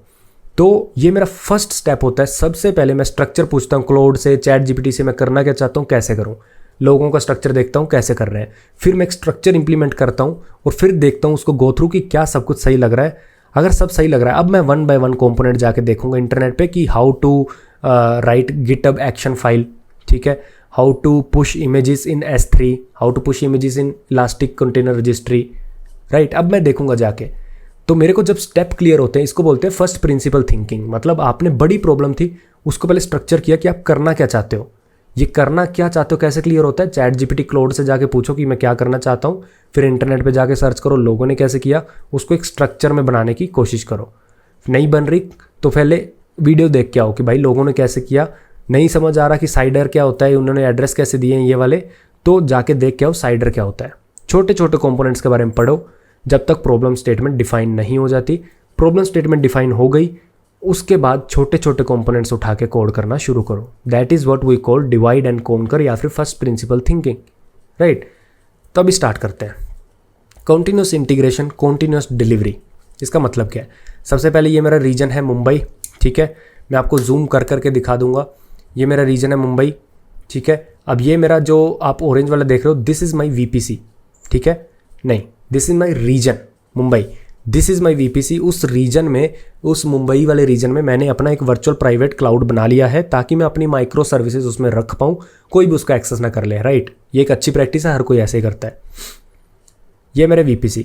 अब कुछ सर्विस ग्लोबल होती हैं, ग्लोबल का मतलब मैं आपको बताऊंगा, और कुछ सर्विस रीजन लेवल होती हैं, कुछ सर्विस सबनेट लेवल होती हैं, ठीक है। ये भी मैं आपको बताऊंगा। तो आपने VPC में, अब आपने VPC किया, अपना VPC, आपका खुद का VPC है, राइट, आपके AWS में है, आप उसका नेटवर्क एड्रेस खुद डिसाइड करोगे। मैंने बोला मेरा नेटवर्क एड्रेस होगा VPC का, पहले जो भी आपको देना दे दो, और मतलब पहली 16 बिट्स रिजर्व होंगी मेरे VPC के एड्रेसिंग के लिए, अगली 16 बिट्स होंगी मेरी रिजर्व अंदर जो भी मैं सबनेट्स डिफाइन करूंगा उनके लिए। अब मैंने सबनेट्स डिफाइन किए, availability zone 1, availability zone 2, 2 zone लिए हैं। First one is let's suppose south zone, second one is east zone in Mumbai. Now first subnet का एड्रेस क्या आएगा? VPC के इनिशियल्स जो फिक्स थे 10.10। उसके बाद मैंने कौन सी बिट चेंज करूंगा? मैंने बोल दिया कि सबनेट्स की एड्रेसिंग होगी यूजिंग 24 बिट्स, सबनेट की एड्रेसिंग होगी using these 3 bits, right, 3 bytes 24 bits. सबसे पहले 10.10 जो कि VPC का था, और उसके बाद ये वाली मैंने 0 रखा, और ये वाला यूज़ होगा टू गिव होस्ट, ठीक है। तो 2 to the power 8 होस्ट यहाँ पे मैं दे सकता हूँ, क्लियर है ना इतना? तो यहाँ पे 16 होस्ट आ सकते हैं मेरे पब्लिक सबनेट में। तो अब ये मेरा जो VPC है, तो चाहूँ मैं जब फ्यूचर में, लेट सपोज मेरी माइक्रो सर्विस है पहली पेमेंट सर्विस, दूसरी माइक्रो सर्विस है मेरी लेट सपोज एक्सपेंस सर्विस, तो मैं इसी सबनेट में कितने होस्ट, अब यहाँ पे होस्ट क्या है? EC2 होस्ट क्या है यहाँ पे? आपका कंप्यूटर, आपका EC2, अमेजोन की EC2 सर्विसेज आ वर्चुअल मशीन, तो आपका जो EC2 है वही आपका होस्ट है सबनेट में। तो आप कितने EC2 स्पिन कर सकते हो एक सबनेट में? Is 2 to the power 8 which is 256 host, which is 256 EC2 instance. तो अब आप समझ रहे हो ना मैं होस्ट जो बोल रहा था उसका मतलब क्या था। तो मैंने क्या सबनेट बनाए? मैंने 4 सबनेट बना दिए, 2 अवेलेबिलिटी जोन में, पब्लिक, ओके मैंने सबको पब्लिक लिख रखा है, this is not public, this is private, this is private. Generally ये प्रैक्टिस फॉलो की जाती है कि आपके जो मेन जो आपकी सर्विसेज होती है ना, लेट्स सपोज पेमेंट सर्विस, उसको मैं पब्लिक सबनेट में थोड़ी रखूँगा, उसको मैं प्राइवेट में रखूँगा ताकि मैं अपने सिक्योरिटी ग्रुप्स, अपनी सिक्योरिटी उस पर डिफाइन कर सकूँ, ठीक है। तो सबसे पहले सबनेट हो गया 10.10.0.0 24 बिट्स, ठीक है। Second one is 10.10 which is VPC का एड्रेस 10.10 एंड ये bit as we are aware कि 24 bits we are using to give address to subnets. तो यहाँ पे मैंने 1 कर दिया, यहाँ पे मैंने 10.10.2 10.10.3, तो ये 4 सबनेट हो गए, ठीक है। अब अगर मैं EC2 यहाँ पे लेके आता हूँ, इस EC2 का क्या हो सकता है IP? वीडियो पॉज करो और बताओ इस EC2 का IP क्या हो सकता है। 10.10.3 जो कि आपका वो है सबनेट का, ठीक है। यहाँ पे क्या हो सकता है, यही चेंज होगी बिट 0 to 255। अगर मैं बोलूँ ये IP हो सकता है, इसका हो सकता है, क्यों नहीं हो सकता? दिस इज सबनेट एड्रेस, ठीक है। तो अगर मैं अपने VPC को बोलूँ, VPC बोलेगा 10.10, ठीक है। किस एड्रेस पे जाना है? थर्ड का मतलब इस सबनेट में आना है, ठीक है। 255 मतलब इस EC2 पे आना है, ठीक है। तो एड्रेसिंग इज परफेक्ट। नाउ ये जो सबनेट्स हैं ये आपस में बात कैसे करते हैं? यहाँ पे इसको इसमें बात करनी है, इसको इसमें, तो ये सारे सबनेट्स जैसे कि इसका IP है, इसका IP है, और हमने सबसे पहले देखा था इस चीज़ को, अगर दो अलग अलग दो अलग अलग नेटवर्क हैं, ठीक है, उनको बात करनी तो वो राउटर से बात कर सकते हैं and router relies on IP addresses, ठीक है। तो IP एड्रेसेस हमारे पास हर एक सबनेट के हैं और ये राउटर है। तो बाय डिफ़ॉल्ट जो भी आपके 2 अवेलेबिलिटी जोन है, 3 अवेलेबिलिटी जोन है, 4 अवेलेबिलिटी जोन है एक VPC में, each VPC has a router so that internal subnets can connect, ठीक है। तो यहाँ तक क्लियर हो गया कि ये एड्रेसिंग कैसे हुई एंड ये राउटर क्या कर रहा है। अब देख लेते हैं। अब सबसे पहले मैं क्या करूँगा, मैं अपनी एक सर्विस MySQL में डिप्लॉय करना चाहता हूँ, self managed, not AWS managed. मैंने क्या किया, मैंने अपना कंटेनर यहाँ पे डाल दिया, ठीक है। अब मैं इसको कैसे डालूंगा? यहाँ पे आता है continuous integration and continuous delivery CI/CD। सबसे पहले मैं गिटहब में जाऊँगा। गिटहब में मैंने अपने लैपटॉप से कोड पुश किया, ठीक है। और मैंने क्या किया, जैसे पुश करता हूँ तो मैंने अपनी एक वर्कफ्लो फाइल लिख रखी थी। .github फोल्डर में आपको वर्कफ्लो फाइल लिखनी पड़ती है, ठीक है, which is for GitHub actions. GitHub actions क्या है? वो एक ऐसी स्क्रिप्ट है जो स्टेप बाय स्टेप चलती है, ठीक है। तो ये मेरी एक गिटहब एक्शंस फाइल है जो कि हम ऑब्वियसली बैकएंड मास्टरी में देख रहे होंगे। तो इसमें अगर आप देखो स्टेप बाय स्टेप चलता है ऑन, मतलब जैसी मेन ब्रांच में पुश होता है, गिट पुश कोई भी करता है, तो इस AP South 1, आपका रीजन क्या है? AP South 1, ठीक है। तो उसमें क्या है कि आप सबसे पहले गिटहब जो है, गिटहब का जो भी आपने डिप्लॉयमेंट चलाई है वो चलेगी, ठीक है। वो चलेगी किस पे चलेगी? Ubuntu पे। तो मैंने बोला कि गिटहब भाई, तुम्हारा जो भी कंप्यूटर है ना, तुम्हारा जो क्लाउड है, तुम्हारा जो कंप्यूटर चल रहा है, उसमें जितने भी तुम्हें ये स्टेप रन करें, ये स्क्रिप्ट रन करनी है करो, तो उसमें Ubuntu यूज़ कर लेना। बोलते हैं ठीक है। तो वो अपने कंप्यूटर में, जो भी अपने क्लाउड में कंप्यूटर में रन करेगा। फिर मैं क्या करता हूँ, इस एक्शन फाइल में अगर आप देखो तो सबसे पहले मैं AWS क्रेडेंशियल्स, AWS के अंदर लॉगिन करना पड़ेगा ना भाई। AWS के अंदर मुझे ये सर्विस के कंटेनर्स अप करने हैं तो लॉगिन तो करना पड़ेगा। So what I do is कि आई यूज़ IAM। तो सबसे पहली सर्विस है जो आज मैं आपको सर्विसेज के बारे में बता रहा हूँ। जब हम यूज़ करेंगे ना, कोई भी वीडियो में हम यूज़ करा करेंगे AWS, आपको ये वीडियो से याद आ जाएगा कि हमने क्या क्या डिस्कस किया था। सबसे पहली सर्विस है IAM, identity and access management. आप IAM अगर AWS में जाओगे, IAM सर्विस में जाओगे तो आप वहाँ पे यूज़र ऐड कर सकते हो, ठीक है। अब ये मैं क्या करूँगा, मैं बोलूँगा गिट को कि भाई मैं तुझे एक ID देता हूँ, आप गिटहब की रेपोजिटरी में जाके क्रेडेंशियल्स ऐड कर सकते हो। मैंने वहाँ पे क्या किया, AWS में IAM सर्विस में एक यूज़र बना दिया, ठीक है, एक यूज़र बना दिया। उस यूज़र का मेरे पास एक्सेस ID और सीक्रेट ID आ जाएगी AWS की। उस यूज़र में मैं सर्टेन परमिशन ऐड कर सकता हूँ, लाइक इसको परमिशन है EC2 कंटेनर्स क्रिएट करने की, ठीक है, और इसको लेट्स सपोज परमिशन है DNS रिकॉर्ड क्रिएट करने की, ठीक है। तो ये सब परमिशन मैं एक यूज़र के लिए ऐड कर सकता हूँ। और जैसे वो यूज़र मैं बनाऊँगा IAM में, तो मेरे को 2 कीज़ मिल जाती हैं, AWS एक्सेस की एंड सीक्रेट की, जिसका यूज़ करके मैं AWS में लॉगिन कर पाऊँगा विद दैट यूज़र। एंड जो भी परमिशंस उस यूज़र को हैं, उन्हीं परमिशंस को लेके मैं अंदर AWS में जो भी भसड़ मचानी है मैं मचा पाऊँगा। And that is what is called global service. IAM is a global service, जो कि आपके VPC पे डिपेंड नहीं करती है, वो ग्लोबली होती है। एक बार आपने एक यूज़र्स को परमिशन दे दी, वो VPC में जो भी परमिशन है उसी के साथ ऑपरेट कर पाएगा। ये फर्स्ट हो गया। सेकंड, जो भी रेपोजिटरी है आपकी गिटहब रेपोजिटरी, उसमें आपके पास एक डोकर फाइल होगी, राइट। लेट्स सपोज ये आपकी रेपोजिटरी है गिटहब में, और यहाँ पे आपके पास डोकर फाइल होगी, राइट। आपके बाहर लेट्स सपोज डोकर फाइल है। तो मैं क्या कर रहा हूँ, मैं इस डोकर फाइल से एक इमेज बना रहा हूँ, ठीक है। जैसे मैंने इमेज बना ली उस डोकर फाइल से, अगर आप गिटहब एक्शंस में जाके देखोगे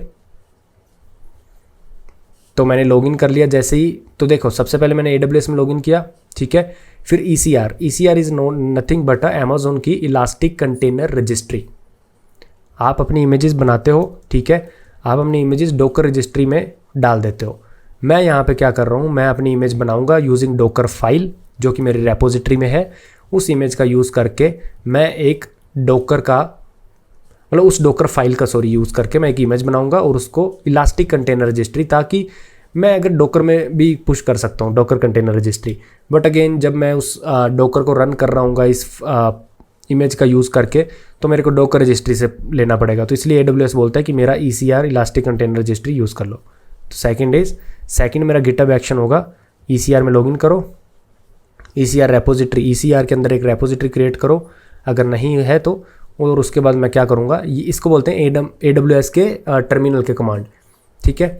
तो कुछ कमांड है, ये आप ChatGPT और ऑनलाइन ही देखने पड़ेंगे, ठीक है, पढ़ने की ज़रूरत नहीं है। जस्ट लिखो कि ECR में कुछ पुश करना है कैसे करें, S3 में कुछ क्रिएट करना है कैसे करें, तो ये सब है, राइट।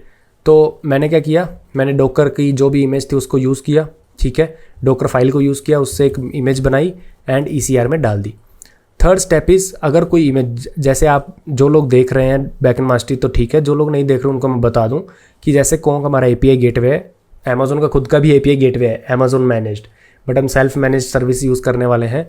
तो कोंग अपना API गेटवे है जहाँ पे सारी APIs हिट होती हैं और उसके बाद रीडायरेक्ट होती हैं इधर उधर। तो इस API गेटवे जो आपका कोंग API गेटवे है, इसको कॉन्फिग्स चाहिए रहती है। पिछली ही वीडियो में हमने इसकी कॉन्फिग बनाई थी, हैंडलर में कॉन्फिग लिखी थी हमने। अब आपने इसकी कोंग की डोकर फाइल तो लिख दी कि भाई ये डोकर फाइल है, यहाँ से कॉन्फिग उठाओ, लेकिन ये तो आप अपनी रेपोजिटरी में डोकर फाइल में लिख रखे हो कि भाई कॉन्फिग फोल्डर में से कॉन्फिग उठा लेना, बट आपको वो फोल्डर तो एक्सेसिबल करवाना पड़ेगा ना। तो इसलिए हम जो भी फोल्डर्स होते हैं, अगर आपकी यहाँ पे जो भी इमेज पुश हुई है, अगर कोई वो कॉन्फिग यूज़ कर रही है, फोल्डर यूज़ कर रही है, कुछ भी यूज़ कर रही है, तो उसको हम S3 में डाल देते हैं। Now this service of Amazon is called S3, simple storage service, which is to store anything, ठीक है। सो इस स्टोरेज सर्विस जहाँ पे कुछ भी आप स्टोर कर सकते हो। तो यहाँ पे मैंने क्या कर दिया, कोंग की कॉन्फिग होगी, लेट सपोज फ्यूचर में कोई ऐसी मेरी डोकर की इमेज है, ठीक है, जिसको कोई एक्स्ट्रा कॉन्फिग्स चाहिए रहती हैं, फाइल्स चाहिए रहती हैं, तो मैं S3 में डाल सकता हूँ।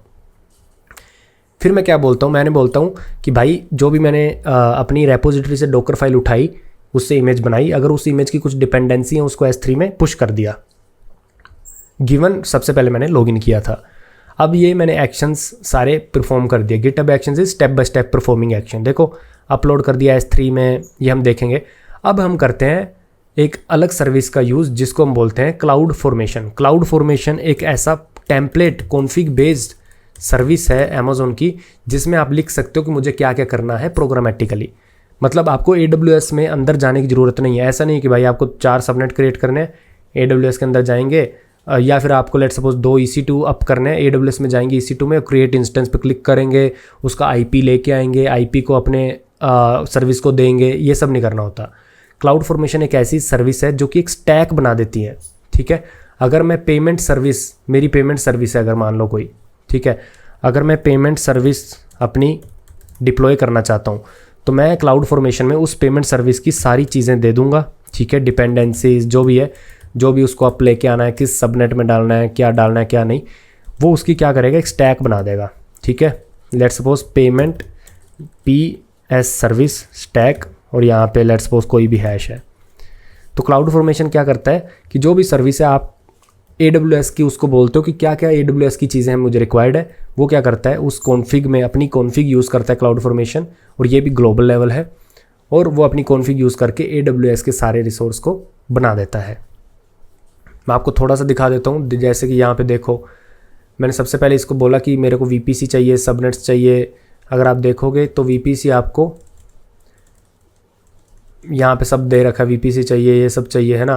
फिर लॉन्च टेम्पलेट है कि सारी जो जो चीज़ें चाहिए थे मैंने ऊपर डिफाइन कर दी, ठीक है। अब लॉन्च टेम्पलेट में सिंपल अपनी एक बैश स्क्रिप्ट लिखता हूँ, ठीक है, जिसमें मैं सिंपल बोलता हूँ गुड डॉकर स्टार्ट, ठीक है। और अगर आप देखोगे तो कोंग स्टार्ट, तो बेसिकली ये सब है। तो ये सब हम जब कर रहे होंगे आपको समझ जाएगा। बट क्लाउड फॉर्मेशन क्या करता है, चीज़ों को अप लेके आता है। अब मैं क्या करना चाहता हूँ, मैं अपनी जो पेमेंट सर्विस मैं अपनी डिप्लॉय कर रहा हूँ, पेमेंट सर्विस, ठीक है, मैं चाहता हूँ मेरे जो सबनेट्स बने हुए हैं, 2 प्राइवेट सबनेट हैं, आपकी जो भी सर्विसेज है प्राइवेट सबनेट में जानी चाहिए। मैं सबसे पहले पेमेंट सर्विस का एक कंटेनर लेके आता हूँ, आप ये वाला, ठीक है। EC2 कंटेनर का मतलब है कि एक EC2 जो ये आपकी सर्विस है, जो इसको बोलते हैं EC2, ठीक है, elastic compute. This is nothing but a machine. AWS में एक कंप्यूटर को EC2 बोल देते हो आप, काइंड ऑफ उसका कंप्यूटर, AWS का मैनेज्ड कंप्यूटर। तो आप एक सबनेट में, एक नेटवर्क में अवेलेबिलिटी जोन 1 में अपनी पेमेंट सर्विस चला दिए और अवेलेबिलिटी जोन 2 में पेमेंट सर्विस चला दिए। 2 इंस्टेंस आपने चला दिए पेमेंट सर्विस के, ठीक है। अब आप बोलोगे कि अवेलेबिलिटी जोन अगर पूरा ख़त्म हो गया तो इस आपकी सर्विस स्टिल यहाँ पे होगी।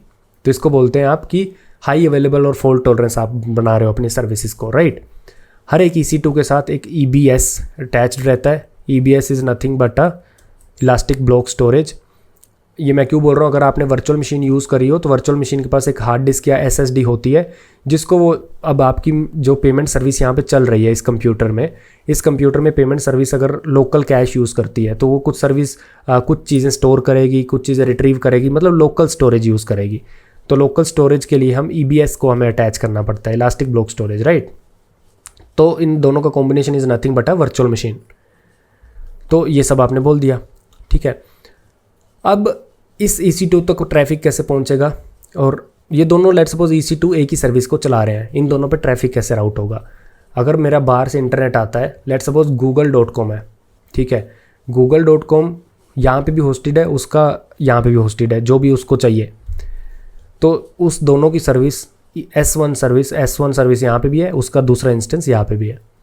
अब google.com के लिए उसको कैसे पता चलेगा कि भाई क्या मुझे यहाँ से चीज़ें लेके आनी है, ठीक है, क्या मुझे यहाँ से चीज़ें लेके आनी है या फिर यहाँ से लेके आनी है, कहाँ से लेके आनी है, ठीक है। तो उसके लिए जब भी आप EC2 डालते हो अपने क्लाउड फॉर्मेशन, यहाँ पे कॉन्फ़िग जो होगी क्लाउड फॉर्मेशन की, अब आप जब डालते हो इसमें कॉन्फ़िग में, तो आप जब EC2 अप लेके आते हो उसके साथ आप अप लेके आते हो इलास्टिक लोड बैलेंसर, ELB का काम यही है, लोड को बैलेंस करना, ठीक है। तो अगर मैं बोलूँ ELB क्या करता है, ELB does nothing then redirecting. वो क्या करेगा, वो यहाँ से रीडायरेक्ट करेगा चीज़ों को,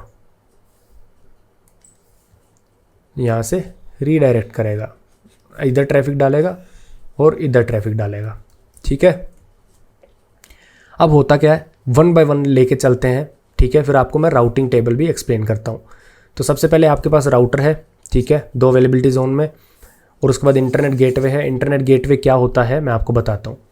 तो सबसे पहले ये आपकी सर्विस, इस सर्विस का नाम है राउट 53, जो कि कुछ नहीं है, आपका एक DNS सर्विस है, ठीक है, अमेज़ॉन की।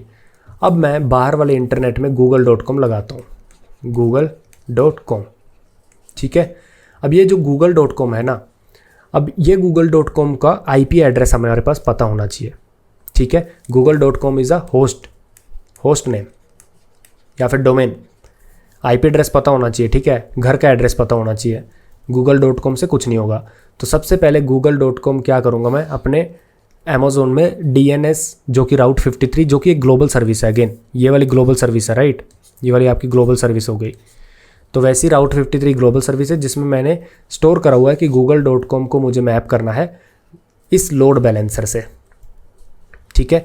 अब आप बोलोगे कि सबसे पहले तो इंटरनेट गेटवे के थ्रू जाना चाहिए चीज़ें, तो ऐसा ही है कि अमेज़ॉन ये सब इंटरनली मैनेज करके रखता है।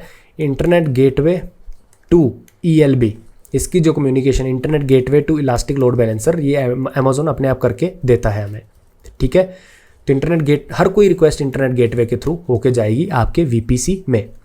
इंटरनेट गेटवे में गई, इंटरनेट गेटवे ने क्या किया, आपके इलास्टिक लोड बैलेंसर में उसको रीडायरेक्ट कर दिया।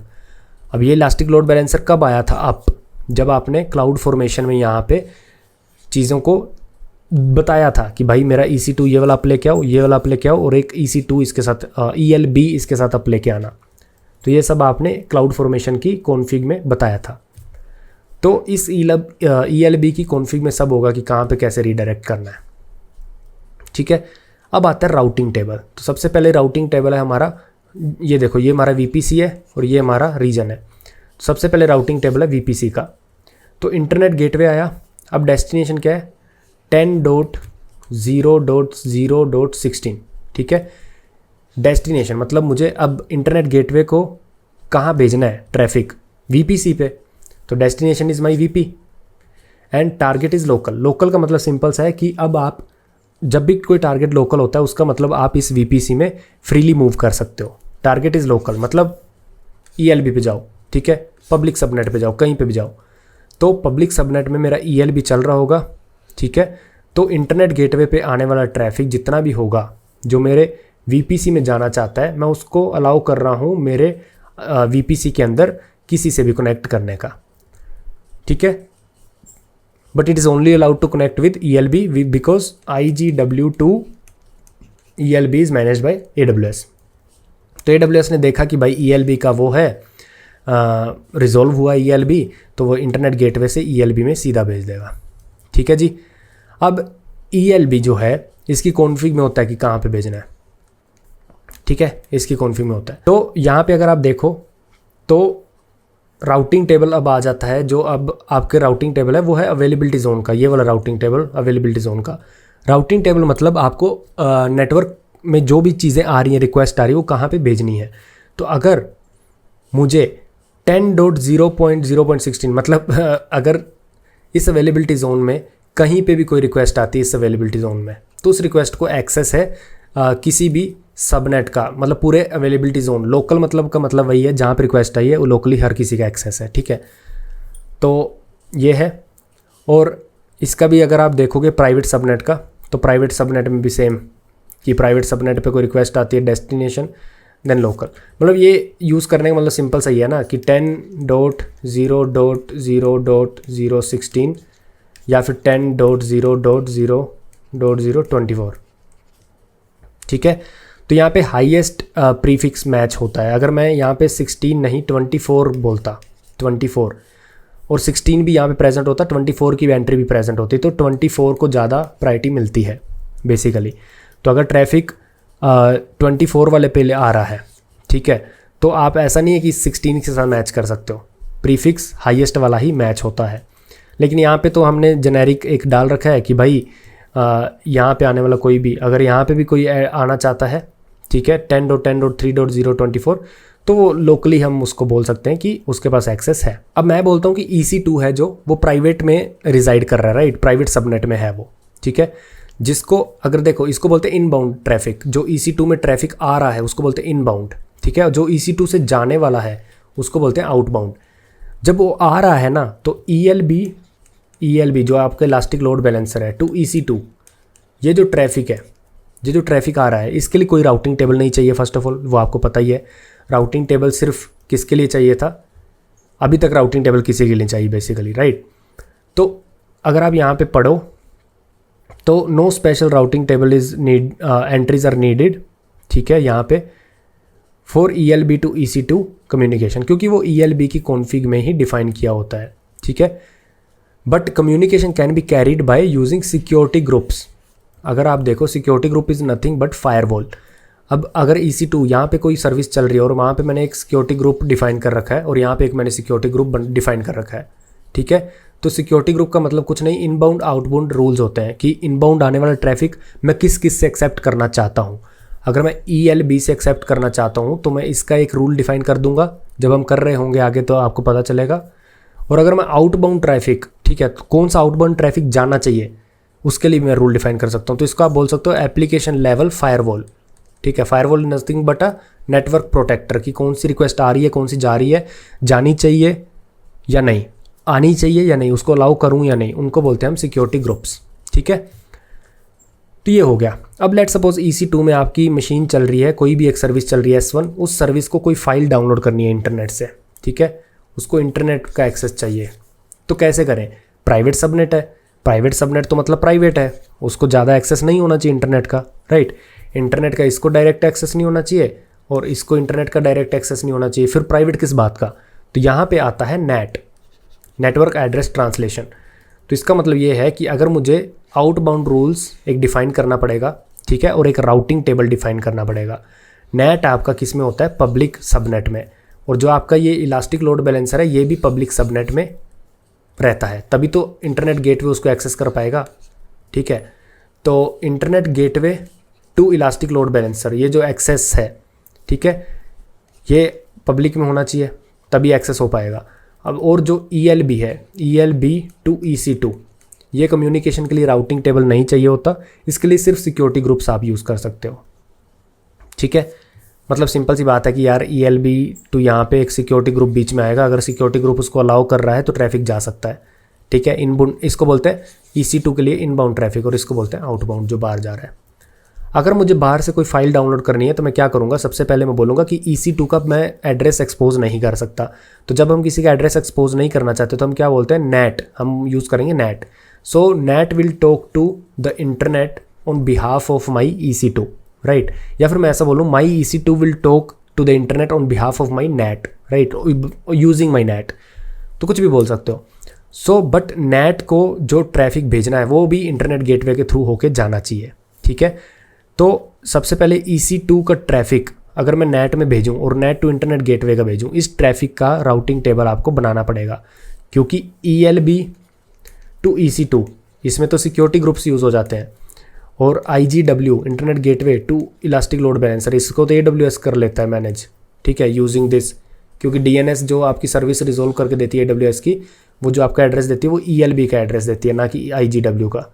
सो IGW का एड्रेस उसने दिया ही नहीं, तो IGW से जब रिक्वेस्ट जाती है तो IGW को पता है कि ELB तक रिक्वेस्ट भेजनी है, तो वो भेज देता है कौन सी ELB तक भेजनी है, राइट। सो ये तो ठीक है, ELB to EC2, IGW to ELB, इसमें राउटिंग टेबल नहीं चाहिए। बट जब आप अपना ट्रैफिक रीडायरेक्ट कर रहे हो, एक EC2 से बाहर का इंटरनेट एक्सेस करना चाह रहे हो थ्रू नेट, तो उसके लिए आपका एक राउटिंग टेबल यूज़ होगा। सो इस EC2 का राउटिंग टेबल यूज़ होगा। आप बोलोगे कि डेस्टिनेशन क्या है, दिस इज़ इंटरनेट का एड्रेस। इंटरनेट के एड्रेस को बोलते हैं 0000 की, कुछ भी हो सकता है, ठीक है, कोई इंटरनेट का एड्रेस नहीं, इंटरनेट पे कोई भी मशीन हो सकती है जहाँ से भी मैं डाउनलोड करना चाहता हूँ, ठीक है। लेट्स सपोज टोरेंट से डाउनलोड करना चाहता हूँ तो उसका IP कुछ और होगा, तो IP डजंट मैटर।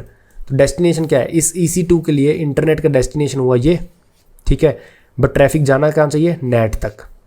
तो ये राउटिंग टेबल हमें बनाने पड़ते हैं AWS में, ठीक है, सब कुछ आता है, डोंट वरी, सब कुछ आएगा जब हम कर रहे होंगे, ठीक है। बट आज आप थ्योरी अच्छे से सीख लो ताकि जब हम कर रहे होंगे तो आपको कोई प्रॉब्लम ना आए, ठीक है, आपको कोई प्रॉब्लम ना आए जब हम कर रहे होंगे चीज़ों को। तो डेस्टिनेशन क्या है, EC2 को नेटवर्क पे भेजनी है रिक्वेस्ट, तो डेस्टिनेशन है इसका नेटवर्क, ये वाला, बट उसका टारगेट क्या जाएगा, कहाँ, नेट, ठीक है, तो यहाँ पे जाएगा। अब नेट का भी एक राउटिंग टेबल होना चाहिए। नेट कहाँ है, पब्लिक सबनेट में। पब्लिक सबनेट के RT में अपन डाल सकते हैं, तो पब्लिक सबनेट का जो राउटिंग टेबल है उसमें बोलूँगा जाना कहाँ है, इंटरनेट में। टारगेट क्या है, इंटरनेट गेटवे, मतलब इसको जाना कहाँ है, इधर, तो किसके थ्रू होके जाएगा, इंटरनेट गेटवे के थ्रू। और इंटरनेट गेटवे का राउटिंग टेबल होता नहीं है, ठीक है। So that's it. तो अगर आप यहाँ पे देखोगे तो डेस्टिनेशन क्या है, डिपेंड कि किसके पॉइंट ऑफ व्यू से आप बात कर रहे हो। अगर आप इनबाउंड ट्रैफिक के पॉइंट ऑफ व्यू से बात कर रहे हो तो जो भी ट्रैफिक मेरा मेरे VPC तक आ रहा है, ठीक है, उसका डेस्टिनेशन क्या है, उसका डेस्टिनेशन मेरा VPC है। और टारगेट क्या है, टारगेट मतलब किस पे रीडायरेक्ट करना है, लोकली जितने भी प्रेजेंट है उसमें रीडायरेक्ट कर दो, जिस पे भी उसको जाना है भेज दो, ठीक है। और वो जिस पे भी जाना जा सकता है, तो किस पे जाना है, ELB पे। इलास्टिक लोड बैलेंसर ये एक्सेसिबल है पब्लिक सबनेट में। ELB क्या बोलेगा कि मेरी कॉन्फ़िग में इन्होंने बताया है कि तुम इस EC2 को एक्सेस कर सकते हो। मैं बोलूँगा ठीक है, EC2 को एक्सेस कर सकते हैं, बट सिक्योरिटी फायरवॉल के कारण जो ये ELB से इनबाउंड ट्रैफिक है इस EC2 के लिए, क्या वो उसको अलाउ करेगा या नहीं, तो ये भी यहाँ पे आपके सिक्योरिटी ग्रुप्स डिफाइंड होते हैं, ठीक है। तो EC2 instance in private subnets don't need public IP, तो आपको यहाँ पे पब्लिक IP देने की ज़रूरत नहीं है, आप अपने सिक्योरिटी ग्रुप ही यहाँ पे डिफाइन कर सकते हो, ठीक है। सिक्योरिटी ग्रुप के साथ कम्युनिकेशन हो जाती है। तो ऐसा है कि भाई आप डिप्लॉय कैसे करते हो। डिप्लॉय तो सिंपल सा है कि भाई आपने कुछ स्टेप्स रन किए, आपकी डॉकर फाइल पुश की, ठीक है, और पहले सबसे पहले लॉगिन किया, डॉकर फाइल पुश की, अगर उस डॉकर फाइल से जो इमेज पुश की है उसको कुछ और चाहिए तो S3 में पुश किया, क्लाउड फॉर्मेशन उन सब इमेज और कॉन्फ़िग का यूज़ करके यहाँ पे चीज़ों को डिप्लॉय कर देगा यूजिंग इट्स कॉन्फ़िग। अब जब बाहर वाले इंटरनेट इसके साथ इंटरेक्ट करेगा तो कैसे वो चीज़ें चलेंगी। तो ये सब था, राइट। जिनको सिर्फ AWS की वीडियो देखनी थी उनके लिए तो बस इतना ही था, राइट। एक डेवलपर्स के लिए जितने फंडामेंटल्स आने चाहिए वो हमारे पास है। अगली बैकएंड मास्टरी जो फॉलो कर रहे हैं उनके लिए क्या होगा, उनके लिए हम अपना MySQL हो गया, Kong API गेटवे हो गया, राइट, वो सब हम डिप्लॉय कर रहे होंगे। अपनी user service, expense service, data science service सारी की सारी इसमें डिप्लॉय कर रहे होंगे, राइट। अपनी क्लाउड फॉर्मेशंस की कॉन्फ़िग लिख रहे होंगे, ऐसे ऐसे कुछ, ठीक है। और अगेन आपकी प्रॉब्लम स्टेटमेंट आपको क्लियर है, क्या कैसे करना वो क्लियर है। अब आपको सिर्फ स्टेप लिखने हैं, ठीक है। क्या स्टेप है? पहला स्टेप कि भाई यूज़र परमिशन कैसे चेक करते हैं, तो आप ऑनलाइन देख सकते हो कि IAM कैसे यूज़ करते हैं, इमेज कैसे पुश करते हैं वो देख सकते हो, S3 में कैसे पुश करते हैं वो देख सकते हो, क्लाउड फॉर्मेशन की कॉन्फ़िग में कोई स्टेप अगर आपको जानना है कि कैसे करते हैं वो देख सकते हो, सिक्योरिटी ग्रुप कैसे डिफाइन करते हैं वो देख सकते हो। राउटिंग टेबल बस देख लेना अच्छे से, ये राउटिंग टेबल काफ़ी ज़रूरी है, ठीक है। अब AWS में चीज़ें ख़त्म कभी नहीं होती, बट मेरा मोटिव था कि आपको ऐसे फंडामेंटल सिखाऊं जिससे आपका कॉन्सेप्ट क्लियर हो जाए कि भाई चीज़ों को लेते कैसे हैं, राइट। अब आपको चीज़ें पता चल गई कि भाई चलती कैसे। अब इसमें बहुत सारी सर्विसेज है, बट आप हमेशा याद रखना कि यही है जो है, ठीक है, यही है जो है। तो अभी और भी बहुत कॉम्प्लेक्स चीज़ें बची हैं। मैं अगर बोलूँ आपके लिए सबसे कॉम्प्लेक्स चीज़ क्या है, इस EC2 में MySQL मैंने चला दिया जब हम कर रहे होंगे, एक और EC2 में मैंने यूज़र सर्विस चला दी, ठीक है। अब इस यूज़र सर्विस को इस EC2 से बात करनी है, MySQL से बात करनी है, कैसे करेगा? उसको EC2 का प्राइवेट पब्लिक IP पता ही नहीं है, कैसे करेगा? तो आपको अभी के लिए मैं थोड़ा सा ऐसे बता देता हूँ। तो इसमें एक और सर्विस आती है जिसको हम बोलते हैं SSM, पैरामीटर स्टोर। तो जब भी मैं MySQL का कंटेनर चलाऊँगा उस कंटेनर का IP एड्रेस मैं एक स्टोर में डाल दूँगा, ठीक है। अब जब भी कोई और सर्विस आएगी वो MySQL का एड्रेस वहाँ से निकाल लेगी जिससे वो कम्युनिकेट कर पाएंगे, ठीक है। तो ऐसे बहुत सारे मेथड हैं। The thing is it's all up to you to solve the problem, but उस प्रॉब्लम के फंडामेंटल्स क्या है, नेटवर्किंग क्या है, इंटरनल्स क्या है, I explained you how to break a problem, I explained you how to restructure, how to structure, how to make a project का structure, I explained you. Now all you have to do is go step by step and check, ठीक है। तो मिलते हैं अगली video में backend mastery की, जहाँ पे हम इन सब कॉन्सेप्ट का यूज़ कर रहे होंगे अपनी बैकएंड सर्विसेज के लिए, CI/CD पाइपलाइंस लिख रहे होंगे और प्रोडक्शन में अपनी सर्विसेज को लेके जा रहे होंगे, ताकि हम फिर अपने फ्रंट एंड की तरफ बढ़ सकें और अपनी ऐप को कंप्लीट कर सकें। तो वीडियो को शेयर कर दो, मिलते हैं अगली वीडियो में, तब तक लिए बाय बाय।